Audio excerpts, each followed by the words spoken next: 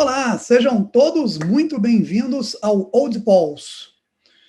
E hoje a gente vai trazer aqui uma excelente discussão sobre odontologia em pacientes idosos.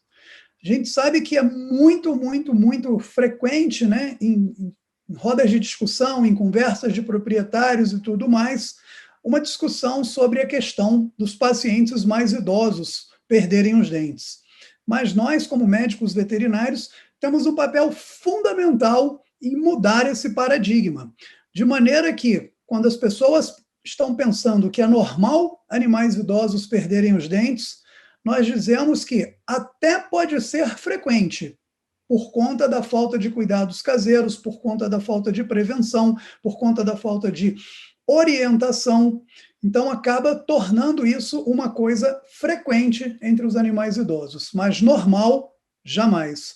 E nós, como médicos veterinários, temos um papel muito importante em mudar toda essa rotina. O papel de orientação aos tutores, um papel de ensinar os tutores quais são as medidas que devem ser tomadas para manter bem a dentição desses pacientes, ensiná-los a participar das consultas de rotina e de acompanhamento desses pacientes, para que a gente consiga mudar esse quadro. E quando a gente pensa em odontologia de pacientes idosos, o que muda? Quais são as diferenças? O que é diferente quando a gente atende um filhote, atende um paciente jovem e, finalmente, quando a gente recebe pacientes idosos para tratamentos odontológicos?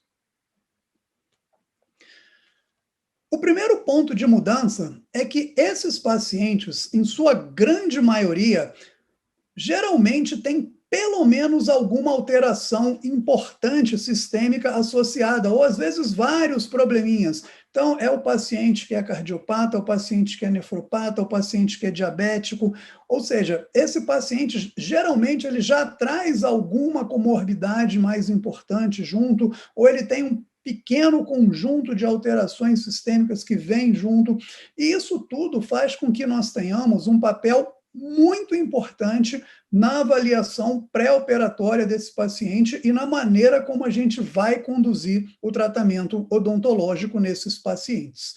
Isso pouquíssimas vezes inviabiliza os procedimentos. O que nós devemos fazer é analisar muito bem esse paciente junto com os anestesistas antes do procedimento, para que a gente consiga minimizar o impacto desse tratamento sobre essas condições pré-existentes que esse paciente traz. Então, a minha anamnese, ela tem que ser muito mais detalhada, muito mais cuidadosa. É bem importante que o anestesista participe desse screening pré-operatório para também fazer parte dessa avaliação, né? Fazer um bom exame físico nesse paciente, solicitar os exames que sejam necessários de acordo com o quadro clínico do paciente, ou seja, fazer uma avaliação desse paciente como um todo e não simplesmente uma rotina pré-operatória, né? E, por fim, dividir esses resultados com os tutores para tomar a decisão sobre o procedimento. Então, nós conversamos com eles, explicamos todo o quadro clínico desse paciente, mostramos a ele os benefícios do tratamento odontológico, que impacto vai ter sobre esse paciente, e explicamos também, caso haja riscos, qual é o prognóstico desse tratamento, para que a gente possa tomar uma decisão consciente. A gente também tem que lembrar que, no pós-operatório, esse paciente vai ter alguns impactos que a gente precisa minimizar, e a gente precisa lembrar que, por conta do estado dele, por conta da idade avançada, muitos tecidos passam por algumas mudanças, né? E a gente tem que saber separar isso daí do que é patológico. Então, muitas vezes a gente vê um tecido um pouco mais gengiva, um pouco mais enrijecida, por exemplo, e a gente tem que correlacionar se aquilo é idade, se aquilo é patológico, que decisão eu vou tomar, vamos biopsiar, vamos fazer isso, aquilo. Isso é muito importante nesse paciente idoso. Então, tomemos sempre decisões bastante baseadas, né, em evidências, no que já está descrito na literatura, para que a gente não complique o caso desse paciente em vez de ajudá-lo. E é muito importante a gente sempre ter também o apoio de um clínico ou, de preferência, de alguém que tenha conhecimentos avançados em geriatria, né? A gente vê pouco isso, o nosso conhecimento muitas vezes está restrito à cavidade oral, mas a gente sabe que esse paciente tem uma série de alterações que são relacionadas à idade e que a gente precisa estar ciente na hora desse procedimento. Então, é muito importante que a gente tenha, desde o pré-operatório, uma avaliação com uma série de especialidades envolvidas para que a gente possa fazer a melhor avaliação pré-operatória e o melhor planejamento para esse paciente. Então, de maneira alguma, ou quase nunca, melhor dizendo, a idade por si é um fator limitante. O que a gente precisa é sempre fazer uma boa avaliação pré-operatória desses pacientes. E outra coisa que é muito importante e que é um grande diferencial é aquele paciente que ele envelhece sendo tratado por um médico veterinário e aquele paciente que não tem cuidados do tutor, não vai frequentemente ao médico veterinário e chega para um tratamento odontológico. Porque quando a gente tem aquele paciente que é idoso, mas que ele recebe os cuidados adequados desde a infância, ele é vacinado, ele tem uma alimentação balanceada, ele tem controle de endo e ectoparasitos, ou seja, um paciente que ele envelhece bem, é muito diferente de quando a gente pega aquele paciente que não tem nenhum tipo de acompanhamento e, de repente, precisa passar por um procedimento. Então, vejam que nós temos um papel muito importante desde o primeiro momento, desde a infância, desde o acompanhamento precoce desse paciente, em fazer uma orientação para a importância do acompanhamento desse paciente durante toda a vida, para que ele envelheça bem. E isso está mais do que comprovado, existem vários e vários artigos publicados sobre isso, da importância dessa interação do médico veterinário com o tutor e com o paciente.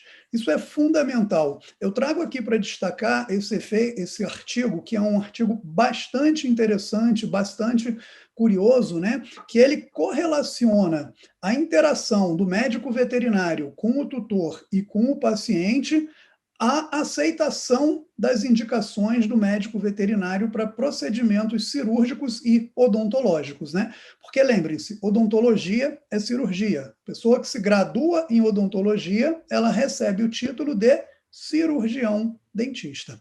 E esse artigo traz algumas coisinhas bem interessantes.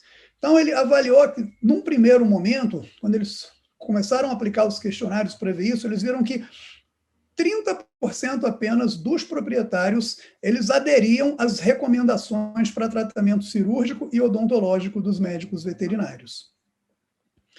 E aí eles começaram a destrinchar esse público, a avaliar, e eles viram o seguinte, que quando a recomendação do médico veterinário era clara, era segura, esclarecia as vantagens daquele procedimento, havia 7 vezes mais probabilidade dos tutores aderirem a estas recomendações. Então, vejam a importância do nosso contato com os tutores, de uma boa consulta, de uma boa orientação, de uma boa conversa. Isso é fundamental.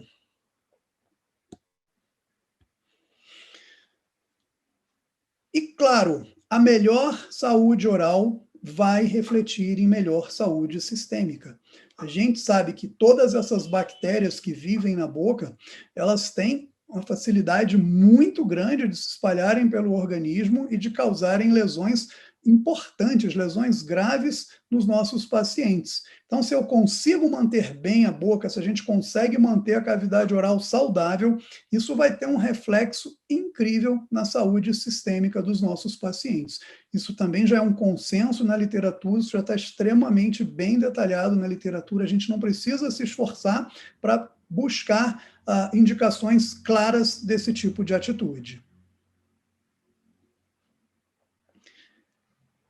Da mesma maneira, a melhor saúde desses pacientes reflete em menores gastos hospitalares para esses tutores. Então, a gente precisa explicar isso para ele, que quando a gente faz tratamentos profiláticos, né? Boa vacinação, cuidado com endoectoparasitas, cuidados odontológicos, isso vai refletir em contas hospitalares menores, em gastos menores, né? E isso é muito importante para ele, né? E os pacientes saudáveis, eles geram muito maior fidelização.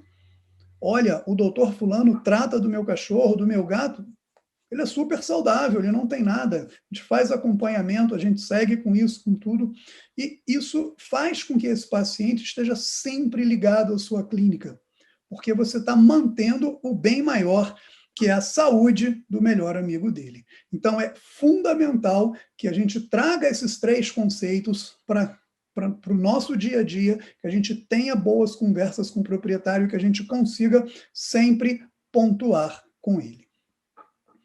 E por que tratar? Essa também é sempre uma pergunta que a gente vê, né? Mas para que fazer tratamento odontológico? Para que limpar a boca? Porque muitas vezes, para o proprietário, o único sinal de alteração oral é a halitose. Ele não consegue enxergar além disso. Ele acha que os problemas orais são problemas que vão estar sempre localizados na cavidade oral. Ele não consegue correlacionar isso com alterações sistêmicas graves, por exemplo. Então, é fundamental também que nós expliquemos a cada um deles quais são os benefícios dos tratamentos odontológicos nos pequenos animais. E lembrem-se, toda consulta é uma oportunidade. Toda consulta é uma oportunidade. Se nós pegarmos as evidências científicas da prevalência de alterações orais em cães e gatos, a gente consegue enxergar isso muito claramente. Vejam, 85% de cães e gatos com mais de 3 anos têm doença periodontal. Ou seja, de 100 cães e gatos com mais de 3 anos que entram na sua clínica, 85% têm doença periodontal. 70% dos gatos com mais de 5 anos têm lesão de reabsorção dentária em pelo menos um dente. Ou seja, 7 de cada 10 gatos com mais de 5 anos que vão à sua clínica têm lesão de reabsorção dentária. A boca é o 4º local do organismo em número de neoplasias. Então veja que qualquer procedimento que esse paciente buscar na clínica, a gente deve sempre lembrar de examinar a cavidade oral, mesmo que a gente não consiga abrir a boca. A gente sabe que tem vários sinais extraorais de doenças orais, e a gente precisa aprender a buscar isso. É claro que, apesar de toda consulta ser uma oportunidade, nem toda consulta é hora de conversar com o proprietário sobre tratamentos dentários. Às vezes o paciente tem uma alteração muito mais grave, que requer um tratamento muito mais preciso, que deve ser realizado anteriormente, mas ainda assim, a gente vai olhar essa boca, isso vai para o prontuário, e no momento oportuno, quando esse paciente esteja bem, esteja estável, a gente vai chamar o proprietário, conversar com ele sobre as alterações encontradas, sobre eventuais correlações disso com alteração sistêmica e propor o tratamento. Uma coisa que é muito importante, quando a gente fala que toda consulta é uma oportunidade, é incluir na anamnese perguntas que visem identificar eventuais alterações na cavidade oral.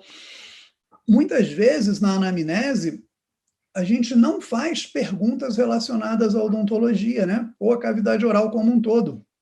Então, muitas vezes se pergunta sobre vacinação, sobre se o paciente está vermifugado, se tem acesso à rua, enfim, uma série de outras coisas, e a gente esquece de perguntar algumas coisas que nos dão muito boas pistas sobre a cavidade oral. E uma das coisas que a gente costuma perguntar é se ele gosta de comer, né? Se ele continua se alimentando bem, se ele mastiga bem, ou seja, o comportamento alimentar dele mudou? Porque muitas vezes os proprietários relatam, ele só quer comer comida pastosa. Se eu botar ração seca, ele não come. Se eu molhar, ele come. E vejam que muitas vezes botou água vai mudar a consistência, né? Então é isso que ele quer, uma comida macia, porque alguma coisa pode estar causando dor, né? Ele às vezes ele está comendo, de repente ele larga a comida e sai de perto, ele dá um latido, ele dá um miado, larga a comida, sai de perto, né? Então, isso é muito importante. E uma outra coisa muito importante é que, muitas vezes, o proprietário fala para a gente assim, ele não quer comer. E aí a gente tem uma pergunta-chave que é, ele não quer comer ou ele não consegue comer? Porque eu ponho a comida, ele nem sai do lugar para ir lá. Aí eu ponho a comida, ele vai lá, ele cheira, ele dá uma lambidinha, ele tenta, mas a gente vê que tem alguma coisa errada. Então, muitas vezes, ele não consegue comer. Um comportamento que acontece, às vezes, gatos com lesão de reabsorção dentária, gatos e cães com fraturas dentárias mais recentes, com exposição de polpa. Então, muitas vezes, eles têm esse comportamento. Eles vão comer, mastiga, dói, ele larga a comida e sai de perto. Então, ele lambe ali a partezinha mais líquida e para. Então, é muito importante isso. E também perguntar se tanto a comida quanto a água, depois que eles comem ou que eles bebem água, o restinho de comida, água, fica suja? Tem algum tipo de secreção? Tem sangue? Né? Então, a gente sempre pergunta isso também. Às vezes tem alguma lesão que a boca está sangrando, aí ele vai comer, o restinho de comida que fica lá tem um pouquinho de sangue, a água fica aquelas estrias de saliva com sangue. Então, é bem importante também te perguntar como é que fica a água depois que ele bebe. Então, vejam que muitas vezes a pessoa que leva o cão ao veterinário não é a pessoa que tem convivência diária com esse cão. Então, algumas vezes, ele não vai saber nos dar essas informações. E aí a gente vai pedir para ele observar e nos informar posteriormente, dar uma ligada e confirmar, nos dizer essas coisas. Outra pergunta muito importante é, ele sacode muito a cabeça, ele balança a cabeça para lá, para cá, né? A gente sabe que muitas vezes não é a boca, mas eu não posso tirar alterações orais do meu diagnóstico diferencial. Então, sacudiu a cabeça pode ser 1000 coisas, inclusive a boca. Então, eu sempre pergunto, sempre coloco na anamnese, né? Tanto se ele sacode a cabeça, se ele coça a cabeça ou a face, se ele tem o hábito de ficar coçando essa cabeça, essa face, e se ele esfrega a cabeça, seja no chão, seja na parede. Então, muitas vezes está incomodando, né? De novo, pessoal, nem sempre é boca, né? Pode ser ouvido, pode ser pele, pode ser 1000 coisas, mas também pode ser a cavidade oral. Então, é muito importante que eu colete esses dados para juntar, né, no meu conjunto de informações da anamnese. A gente sabe que algumas raças têm muita celorreia, o cachorro está babando o tempo inteiro ali, mas é importante a gente saber qual é a quantidade, aumentou, está babando mais do que o normal, né? Ou naquelas raças que esse comportamento não passa o tempo todo e está babando muito. Como que está essa saliva? Ela tem secreção? Ela tem sangue? Ela está mais escura? Né? Ele deita no chão, quando ele levanta ali fica molhado, tem sangue ali, tem algum coágulo, tem um pouquinho de pus. Então, isso também é importante para a gente, porque alterações na cavidade oral podem causar esse tipo de lesão. E um outro conselho muito importante para quem está na clínica de pequenos animais. Observe sempre muito o seu paciente na consulta. Muitos pacientes não vão deixar a gente abrir a boca na consulta, mas eu posso buscar muita coisa de sinais extraorais. Então, o proprietário está ali com o cachorrinho no colo, o gatinho está na mesa, está solto andando pelo consultório, a gente está observando, principalmente a cabeça. Então, a gente olha muito para esse paciente, a gente busca muitas informações ali. A gente não se preocupa com finalizar ali. A gente sabe que o final do exame clínico é feito com esse paciente anestesiado, muitas vezes no dia do tratamento. Mas eu consigo buscar sinais muito importantes de alterações orais, fazendo uma boa observação do meu paciente. Então, a gente vê, por exemplo, esses pacientes com assimetria, né? Vejam aqui o aumento de volume aqui no lado esquerdo da face, olha no gato, olha aqui no cão.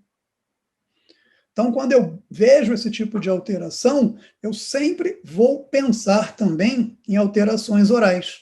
né? Então, precisa fazer parte do meu diagnóstico diferencial uma avaliação da cavidade oral. A gente busca também as feridas na face, né? Muitas vezes tem ferida, lembra do paciente que coça, que esfrega a cabeça, né? E muitas vezes a gente sempre correlaciona isso com causas extraorais, né? Se pensa em fungo, se pensa numa sarninha, numa lesão, né? Mas quando a gente atende um paciente assim, ó, com esta lesão aqui, por exemplo, e a gente radiografa esse paciente, vejam, ele tem um abscesso periapical na raiz distal do quarto premolar superior. Então, esse paciente aqui nada mais tem do que um abscesso periapical que gerou uma fístula.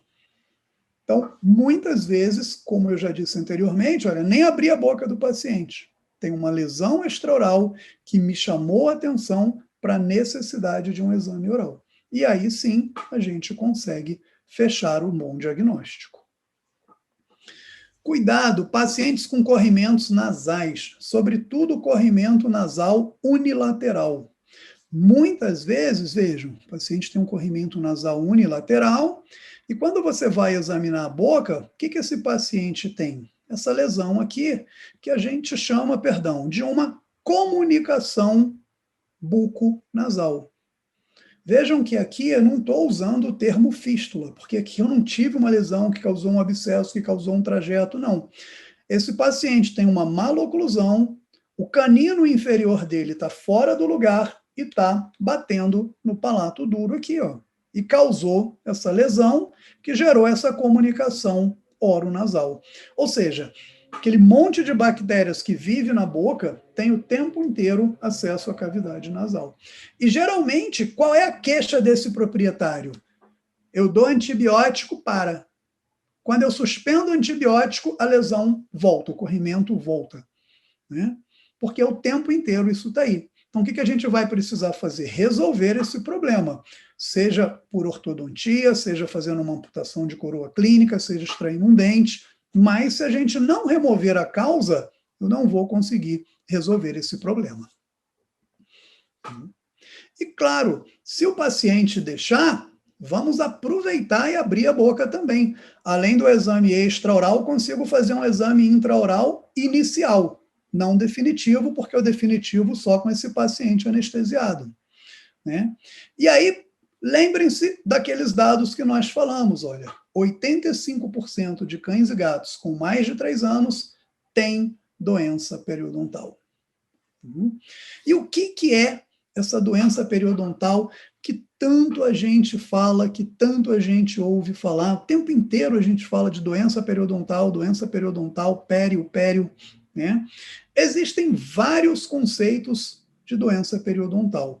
Eu, particularmente, gosto muito desse conceito aqui, que fala que a doença periodontal é uma infecção causada por micro-organismos que colonizam a superfície dentária, tanto acima quanto abaixo da linha da gengiva.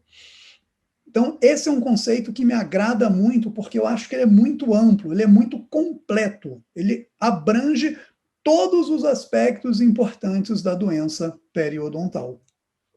Ou seja, que é causado por micro-organismos e que ocorre tanto acima da linha gengival, ou seja, na coroa, quanto abaixo da linha gengival, na raiz. Então, isso é muito importante. E essa doença periodontal, ela tem muitas consequências, seja consequências locais, seja consequências sistêmicas. Localmente, a gente vê uma série de alterações importantes. A primeira delas são aquelas fístulas, que nós já mostramos anteriormente, onde um abscesso numa raiz dentária vai causar uma comunicação com o meio externo. Também pode causar, dependendo do dente, uma lesão que se comunica, inclusive, dentro da cavidade oral. Nós temos as lesões perioendo, que é uma lesão que começa no periodonto e ela vai se aprofundando, atinge a região do ápice dentário e essas bactérias conseguem entrar, né, nos canais radiculares, causando também lesões endodônticas. Nós temos fraturas patológicas, por um processo de reabsorção dentária bastante grande, né? A gente sabe que uma das consequências da doença periodontal aí é essa reabsorção óssea, o osso vai sendo reabsorvido, fica extremamente fragilizado e muitas vezes a gente tem fraturas patológicas, né? A gente pode ter lesões oculares também, osteomielites, porque a gente tem osso ali em volta de todas as raízes dentárias e essa lesão pode se espalhar para o osso, né? E até a doença periodontal de maneira contínua, permanente, pode ser precursor de neoplasias da cavidade oral. Então vejam quantas consequências importantes na boca a gente tem e também as consequências sistêmicas, como doenças hepáticas, doenças renais, alterações cardíacas, né? A gente tem um aumento dos marcadores inflamatórios, a gente pode ter anemias e doenças crônicas, artrites, diabetes, ou seja, a boca pode ser precursora de uma série de alterações sistêmicas importantes, né? A gente costuma usar uma frase assim que ela é de impacto, mas que a gente ouve pouco e que é muito importante, que é, resumindo, o dente pode matar, porque num processo mais avançado, ele é responsável por muitas alterações importantes. O que acontece é que muitas vezes o paciente que morreu lá de endocardite, ninguém diz que começou na boca. Ah, morreu de glomerulonefrite, ninguém diz que começou na boca. Mas se a gente começar a olhar esses números, olhar esses dados e fazer essa correlação, a gente vai ver que isso acontece muito. Por isso é muito importante que a gente, quando atenda esse paciente, a gente tenha sempre algum material para a gente mostrar para o proprietário. A gente desenha para o proprietário. Lembra que ele quer que eu desenhe? A gente desenha. A gente explica para ele sempre o que pode acontecer com esse paciente, inclusive essas consequências sistêmicas. Então, a gente faz com que o tutor entenda a importância do cuidado oral. Esse é um artigo muito interessante que ele fez um link, né, entre as consequências sistêmicas, né, da doença periodontal, né, e como que isso acontecia, né? Então, a gente pegou, por exemplo, os autores pegaram, por exemplo, no fígado, né? Então, inflamação do parênquima, fibrose portal, colestase, né? E que isso tudo acontecia em razão da bacteremia constante causada pela doença periodontal, né? As alterações renais, né, como glomerulonefrite, né, inflamação renal crônica, né, uma diminuição da função renal, né, doença renal crônica. Então, isso tudo se passa nos rins por conta do estímulo crônico, né, que é causado pela presença daqueles imunocomplexos que se formam e que ficam ali depositados nos rins, né. As alterações cardíacas, né, então também causadas porque as bactérias acabavam se prendendo, ficando presas nas válvulas cardíacas, né? As alterações metabólicas, né, porque aumentavam-se os níveis de marcadores inflamatórios, né, por conta da presença constante de doença periodontal, e isso também desenvolvendo a manutenção de um status lipêmico, de aumento da resistência à insulina. Então, vejam de novo quantas coisas importantes a gente pode contribuir para evitar se a gente fizer um bom programa dentário nesses pacientes. E aqui, de novo, olha, uma revisão da frequência e do impacto da doença periodontal nos cães, né, chamando a atenção de que nós temos a oportunidade de, por meio da orientação, melhorar muito a qualidade de vida, né, dos cães, como é o caso desse artigo, e, consequentemente, dos proprietários que estão muito mais felizes por verem seus cães saudáveis. Então, lembrem-se, a gengiva inflama, as bactérias já estão ali na boca, essa inflamação ela gera uma alteração de permeabilidade, ela gera lesões ali que que são bastante grandes na boca por conta dessa inflamação frequente da gengiva. Essas bactérias ganham a corrente circulatória, o organismo, por sua vez, desencadeia uma série de movimentos de resposta inflamatória, né? Muitas vezes ali começa a formação de trombos, e esses trombos cheios de bactérias juntos são aqueles que ficam na corrente circulatória até que vão ficar nesses locais que a gente já falou anteriormente. Tá? Existem, novamente, muitas evidências sobre isso. Esse aqui é um artigo muito interessante, fazendo a correlação entre doença periodontal, né, e endocardite, né, por enterococos. Por que esse trabalho é muito importante, pessoal? Porque eles pegaram pacientes que tinham doença periodontal e que tinham endocardite, né, e eles identificaram, né, as bactérias, né, os enterococos da boca e do coração. E eles fizeram a avaliação dessas bactérias e eles comprovaram que era a mesma bactéria que estava lá na cavidade oral e que estava lá no coração. Ou seja, não foram duas infecções concorrentes, separadas, não, já tinha pério, deu endocardite, não, era um paciente que já tinha endocardite, acabou desenvolvendo.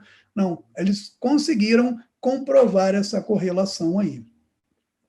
E nessa mesma linha, a gente tem vários artigos, né, publicados em importantes periódicos que chamam a atenção, né, como, por exemplo, esse aqui, que estuda os fatores de risco para o desenvolvimento de doença renal crônica em gatos, onde ele chama muito a atenção para isso. Olha, a gravidade da doença dentária e o desenvolvimento de doença renal crônica. Né? De novo aqui, ó, efeitos sistêmicos da periodontite em gatos, né? Também chamando a atenção que a doença periodontal não é simplesmente local, mas tem alterações, tem impactos sistêmicos importantes. E se a gente ficar buscando, a gente vai trazer muita coisa importante já sobre isso. Né? Então, é importante examinar bem o paciente, fazer um bom diagnóstico clínico, sempre acompanhado de um bom diagnóstico radiográfico, né? E tratar a doença periodontal. Não é nosso escopo aqui falar sobre esse tratamento, assim, chamar a atenção para essa doença, principalmente em idosos, né? Mas as fases são, primeiro, uma excelente antisepsia com clorexidina na cavidade oral, raspagem supra e subgengival dos dentes desse paciente, se necessário com retalhos mucogengivais, aplainar essa raiz, ou seja, mantê-la lisa, limpa, né? Fazer o polimento dentário e educar esse cliente para a rotina de cuidados, como escovação, como petiscos funcionais, como acompanhamento por um médico veterinário. A gente tem também que 70% dos gatos com mais de 5 anos têm pelo menos um dente com lesão de reabsorção dentária dos felinos, né? É muito importante porque essa doença ainda tem a etiologia não totalmente elucidada. A gente não sabe detalhadamente todo esse mecanismo, mas ela atinge 70% dos gatos com idade superior a 5 anos, né? E ela está dividida em dois tipos. O tipo 1, que é uma reação mais inflamatória, e 2, que é anquilosante. Essas lesões inflamatórias a gente trata extraindo o dente. Essa lesão anquilosante, muitas vezes essa raiz já foi embora, já juntou tudo com osso, com ligamento ali, a gente trata por amputação de coroa. Vamos falar um pouquinho mais sobre isso, né?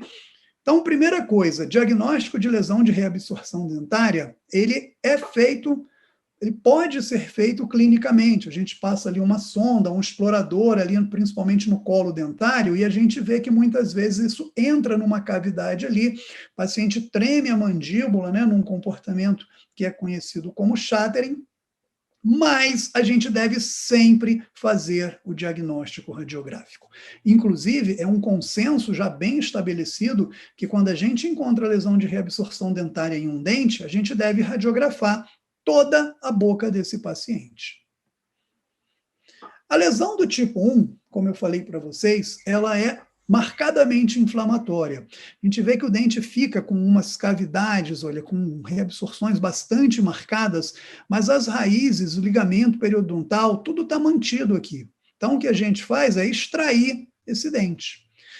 Já quando nós atendemos pacientes que tenham lesões anquilosantes, vejam a marcada reabsorção radicular, vejam que quando a gente olha a radiografia, parece tudo um tecido só, né? Então não tem muito como a gente planejar, como a gente extrair essa raiz aqui, porque tudo isso aqui já virou uma grande massa de tecidos aqui. Então o que, que a gente faz? A gente amputa essa coroa, a gente entra com uma broca aqui, ó, e faz a secção dessa coroa, faz uma pequena penetração aqui com uma broca esférica, para tirar todas as pontinhas ósseas e sutura essa gengiva por cima. E às vezes a gente tem as lesões que a gente chama do tipo 3, porque elas são mistas, olha. Então a gente vê no mesmo dente uma lesão inflamatória e uma lesão anquilosante. Então, nesse caso aqui, o tratamento também é misto, né? A gente amputa a coroa, né, sobre essa raiz aqui e remove essa daqui. Tá? Então, vejam, ou extraímos os dentes, vejam os alvéolos vazios, né? A raiz saiu inteirinha, não ficou pedaço de raiz, não ficou nada. Ou nesse caso aqui, ó, fizemos a amputação da coroa, veja, entra com a broca um pouquinho aqui para tirar um pouquinho desse osso aqui, tirar tudo, fazer uma sutura bem coaptante aqui. E é muito importante também nesses pacientes idosos ficar de olho nas neoplasias, né? Porque a gente sabe que a cavidade oral é o quarto sítio do organismo em número de neoplasias. Então é fundamental estarmos sempre atentos a isso. Nunca deixem de levar em consideração no diagnóstico diferencial a presença de neoplasias. E quando a gente fala de cães e gatos, né, nós temos aí 3 lesões que chamam muito a atenção pela sua frequência. O melanoma é a lesão, é o tumor maligno oral mais frequente nos cães. E o carcinoma de células escamosas é o tumor maligno oral mais frequente nos gatos. E a gente vê muito nesses pacientes mais idosos a presença dos fibrosarcomas. Então, a gente tem que estar muito atento nesses pacientes, fazer bom diagnóstico desses pacientes. E lembrando que quando a gente tem na boca assim, a gente sempre pensa na cirurgia como a primeira opção de tratamento. Claro, hoje a gente tem outras coisas, como quimioterapia metronômica, como eletroquimioterapia. Então, é muito importante fazer um bom diagnóstico, fazer sempre avaliação histopatológica, se necessário, imunohistoquímica, para ter uma boa avaliação, para que a gente possa definir a melhor maneira de tratar e fazer sempre isso em conjunto com um oncologista. Porque lembre-se, a gente está falando que aqui os mais frequentes são esses, mas isso não impede que tenhamos outras neoplasias na cavidade oral. Então, sempre é muito importante, é fundamental o diagnóstico para que a gente defina bem o tratamento de acordo com a neoplasia que está ali naquele sítio, né? Então, quando a gente fala de melanoma, pensa em cirurgia, pensa em outras coisas, mas existem outras neoplasias orais que podem ter outros tipos de tratamento. E aí, de novo, pessoal, muito importante um trabalho multidisciplinar. Conversa com o pessoal da oncologia, tomem a decisão juntos, participem ao proprietário, tragam o tutor para essa discussão, para que se tome essa decisão, para se ter um bom prognóstico. Tá? A gente sabe aí que um número muito grande aí de cães, né? Ao redor de 70% dos cães vão viver aí 11 meses depois da cirurgia. Então, a gente precisa ter uma boa conversa com o proprietário, uma boa orientação para que não tenhamos problemas relacionados ao nosso prognóstico. 2 coisas são muito importantes nesse exame inicial, né? Uma coisa que se negligencia muito é fazer uma punção, né, por aspiração. Não é um diagnóstico definitivo, mas tem alguns fatores que podem ser levados em consideração e que são importantes. O que me chama muito a atenção sempre nesse tipo de exame é avaliar a quantidade de células que estão em mitose ali naquela lâmina. Então, se a gente tem um índice mitótico muito alto, a gente sempre vai ficar muito preocupado com o tempo para a gente tratar esse paciente, porque a gente está provavelmente de frente de um quadro maligno, né? Então, quando a gente vê esse tipo de célula, de lâmina, perdão, com tantas células em mitose, olha, se dividindo, a gente pensa muito em neoplasias malignas. E outro exame muito importante é uma avaliação radiográfica, né? Seja por uma radiografia intraoral, seja por uma tomografia, de acordo com o caso, e que a gente já vê também, olha, o osso envolvido no problema. Então, essas duas características chamam muito a atenção para uma elevada possibilidade de malignidade naquela lesão. E a gente precisa ganhar muito tempo com isso, muitas vezes, inclusive, considerar biópsias excisionais. Mas, de novo, caso a caso, multidisciplinar, com o pessoal da oncologia, trazendo sempre o tutor para essa discussão. E, finalmente, a gente chega naquele momento de romper as barreiras, né? Essas barreiras são comuns aos proprietários de pacientes que vão para atendimento odontológico, mas elas são ainda mais presentes nos proprietários de cães e gatos idosos. Tem um artigo muito interessante que chama exatamente a atenção para isso, né? Que a gente muitas vezes se frustra porque a gente propõe e não consegue um tratamento, né? E isso a gente vê de várias maneiras, né? A gente sabe que a doença periodontal tem uma elevada prevalência em qualquer população de cães e gatos, né? Mas, muitas vezes, os proprietários não reconhecem os riscos que estão associados à doença periodontal e que nós já falamos aqui. Então, muitas vezes ele fala para a gente, eu trouxe meu cachorro aqui para tratar uma ferida na pele, agora você quer tratar a boca dele, né? Eu não vim aqui para isso. Né? Então, é muito importante você lembrar que esse proprietário, nesse momento, ele pode estar preocupado com outra coisa, com aquela ferida, com aquela diarreia, né? E aí, muitas vezes, ele não quer tratar da boca naquele momento, porque ele quer resolver o outro problema. Então, lembrem, toda consulta é uma oportunidade, mas nem toda consulta é o momento correto para falar de boca. Então, a gente vai sempre conversar, anotar, põe no prontuário e no futuro a gente vai seguir esse paciente, a gente vai explicar para ele tudo que tem de alterado em relação a isso e quais são os benefícios que ele pode ter. É importante, né, que ele entenda que você está fazendo o seu melhor para proporcionar o melhor para o seu paciente. Então, faça com que ele entenda o porquê do que você está recomendando, né? A gente tem que estar seguro do que a gente está falando. Se for o caso, o cachorro deixar abrir a boca, abre a boca, mostra para ele como que está a boca, né?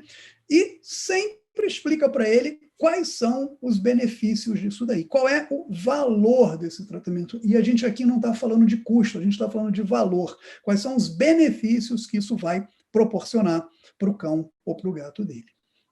A gente tem aquele também que fala, não, ele não tem nada na boca, não, ele está comendo bem. Né? E a gente sabe, né, que cachorro come por hobby, né, por esporte. Né? Às vezes ele está com a boca terrível e ainda assim ele está comendo. A gente precisa explicar para ele que muitas vezes isso não vai causar uma alteração que inviabilize a alimentação, embora possa prejudicar muito. Então, lembra lá de quando a gente fez a anamnese, né, que a gente perguntava, ele está comendo bem, ele continua mantendo o padrão de alimentação, ele vai pegar comida e a comida come, algum brinquedinho mais duro que ele não brinca mais, né? Então, chame a atenção dele para isso, que muitas vezes ele não está percebendo isso. Então, ele está comendo, mas não está comendo da maneira correta. Tem aquele que também fala, né? Não, mas cachorro velho perde dente, cachorro velho tem bafo mesmo, doutor, né? Ele acha que isso é normal. E aí a gente volta para o nosso primeiro slide, né? Pode ser frequente, mas não é normal. Tá? Então, eu trago aqui, por fim, um outro artigo bastante interessante falando isso da odontologia geriátrica, né? E da importância do relacionamento com os clientes, né? Então, a gente sabe que o envelhecimento ele causa alterações no organismo que nos inspiram ainda mais cuidado, porque nós temos todo o cuidado com os nossos pacientes, né? Mas quando a gente faz um bom pré-operatório e esse paciente ele não tem nenhuma intercorrência que vá justificar não fazer anestesia, tudo passa de maneira bastante tranquila, né? E que muitas vezes a gente não tratar vai trazer uma consequência muito pior para o nosso paciente. Então, às vezes a gente, não vou tratar porque tem que anestesiar, e não tratar está causando muito mais problema. E claro, né, ele tem medo, né? O que esse proprietário tem medo? Ele tem medo de 3 coisas. Ele tem medo da anestesia, ele tem medo da gente extrair um monte de dente e ele tem medo do preço. E vejam que aqui eu falei preço, falei custo, não falei valor, que este é o medo dele. É muito importante explicar para ele sobre a importância e a necessidade da anestesia. É impossível fazer odonto sem anestesia. Esse é um consenso que já é adotado por todas as associações de odontologia, todas as associações de clínica, né? Então, a gente tem aqui, a Associação Brasileira de Odonto Veterinária, o Colégio Americano, a Associação Britânica, né? A Associação Mundial de Clínicos Veterinários de Pequenos Animais. Isso é um consenso. Não existe odontologia sem anestesia. E, para a gente tratar, a gente tem uma série de fatores importantes que minimizam esse risco. A gente tem um profissional especializado que só faz isso, um bom pré-operatório, como nós falamos, com exames detalhados, definidos caso a caso, uma boa disponibilidade de fármacos anestésicos que permite ao anestesista escolher uma série de protocolos de acordo com o estado de cada paciente, a monitorização constante de cada um dos nossos pacientes. Então, tudo isso ajuda muito a minimizar o risco anestésico. Sem falar que na odonto a gente trabalha muito com bloqueio local, os anestesistas a gente faz muito bloqueio local, com isso eles conseguem trabalhar muitas vezes com concentrações menores, com um número menor de fármacos, ajudando a minimizar esse risco, né? E claro, pré-operatório, baseado no exame clínico, não tem receita de bolo, eu vou pedir o kit pré-operatório, isso não existe, a gente vai examinar cada paciente para pedir os exames de maneira individual, seja exames laboratoriais, seja exames cardiológicos, seja exames de imagem, sempre definidos individualmente de acordo com os resultados do exame clínico desse paciente. Tá? Uma dúvida que as pessoas sempre têm também é sobre a questão dos antibióticos. Isso é muito importante que a gente sempre faça a prescrição baseada em evidências e sempre de ciclo completo. Ou seja, se a recomendação do antibiótico é para utilização por 10 dias, nós vamos usar 10 dias. Se é por 7 dias, nós vamos usar 7 dias. E não simplesmente 2 dias antes, 3 dias antes, não. Sempre um ciclo completo e sempre baseado em evidências científicas, né? E existem vários guidelines, né, vários position statements que apoiam o uso de antibióticos sistêmicos na odontologia veterinária, só que nunca de maneira indiscriminada. Então, a gente tem que pensar sempre na condição do nosso paciente. Outra coisa que é muito importante é que na boca a gente raramente faz cultura, né? Porque a gente sabe que a boca é 300 espécies de bactéria, então você vai fazer cultura, vai crescer de tudo ali, não é um bom exame para isso. Mas a gente precisa escolher o antibiótico baseado no que a gente já tem dos estudos de sensibilidade das principais bactérias que causam lesão oral. Então, isso também é muito importante para a gente, né? E a gente faz, muitas vezes, isso, quando existe indicação, e isso melhora muito a condição desse paciente para a gente ir com ele para a cirurgia. Então, às vezes, uma boca muito inflamada, você vai dar um ponto, rasga a gengiva, rasga a mucosa. Então, a gente faz um tratamento com antibiótico, inicia esse tratamento alguns dias antes, a gente tem uma melhora considerável desses tecidos orais, e isso facilita muito o procedimento, tecido mais saudável, sutura melhor, sangra menos, mais conforto pós-operatório, então isso é bastante importante.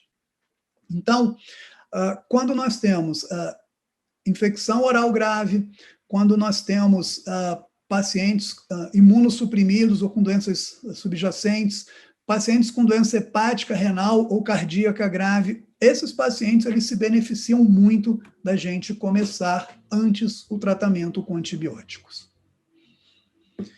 E lembrar, né, que antibiótico não é monoterapia. Se você simplesmente usar antibiótico, esse paciente não vai ter nenhum benefício. Talvez um benefício passageiro da melhora dessa inflamação, diminuição da quantidade de bactérias na boca, que é o que a gente desejaria antes da cirurgia, mas uma vez cessado o uso desses antibióticos, o quadro todo se reinstala de maneira muito rápida. Então, antibiótico não é tratamento como monoterapia. E quando a gente fala de extrações, é importante dizer que a gente faz tudo para não extrair um dente. Mas, muitas vezes, a extração é a melhor opção de tratamento. Então, dentes, gatos com lesão de reabsorção dentária, gengivoestomatites, fraturas dentárias com grande perda de superfície. A gente tem uma série de indicações onde a exodontia, a extração, é o tratamento de escolha. A gente precisa orientar muito o proprietário sobre isso, explicar para ele por que a gente fez aquela ou aquelas extrações. Então, sempre a gente vai avaliar criteriosamente, clínica e radiograficamente o dente para tomar decisão se a gente extrai ou não. Lembra, a decisão, no final das contas, é do proprietário. Então, precisa estar expressa essa autorização dele para isso. Explica para ele, coloca no seu termo de consentimento lá que pode ser necessário, que ele autoriza as extrações que sejam necessárias, né? E sempre documentada. Então, sempre radiografe, sempre tem a imagem para você justificar o porquê de você ter tomado aquela decisão. Muitas vezes, no exame clínico, principalmente quando a gente faz um exame mais rápido, o cachorro não deixa abrir a boca, quando você está junto com o proprietário ali, nesse momento, você muitas vezes, e muito menos o proprietário, vê algum dente que precisa ser extraído. Quando anestesia o paciente, você pode fazer o seu exame definitivo, que você já pode sondar, pode radiografar, pode mover esse dente, né? Aí você identifica dentes que vão ser extraídos. Então é muito importante que ele esteja avisado, orientado sobre isso. E por fim, quando ele falar em preço, fale sempre em valor. A equipe está treinada, qualificada, é muito boa, as instalações onde o procedimento vai ser realizado, os equipamentos são modernos, estão todos disponíveis, e a gente tem um elevado padrão de atualização, tanto médico quanto tecnológico. Isso tudo gera um custo, mas isso tudo tem um valor muito grande e vai se refletir muito no resultado final para esse paciente, tá?